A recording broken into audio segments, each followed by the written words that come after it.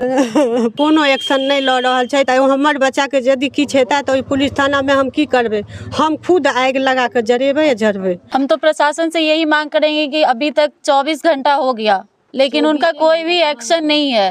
अगर मान लीजिए ये भी अगर कोई रिच फैमिली होता, हम लोग मिडिल फैमिली में आते हैं, अगर रिच फैमिली होता तो उसमें कोई भी कॉम्प्रोमाइज नहीं किया जाता।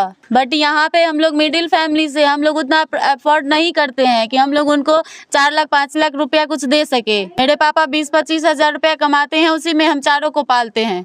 बात जो हुई थी तो आपको कुछ लग रहा था कि वो टेंशन में है या कुछ परेशान सा है? नहीं, वो मुझसे मुझसे ही तो बात करता है खुल के। इस दोनों को बताए न बताए लेकिन वो मुझे बताता था, मुझसे ही वो गाइडेंस में रहता था। कभी आपको लगता था उससे बात करने पे कि वो जो है बाहर जाने का कोशिश कर रहा है? नहीं, ऐसा कुछ भी नहीं था। बृहस्पति को तो हम छोड़ के ही गए हैं। पुलिस प्रशासन से कर रहे हैं जो जल्द से जल्द एक्शन ले, मेरे भाई पे कहाँ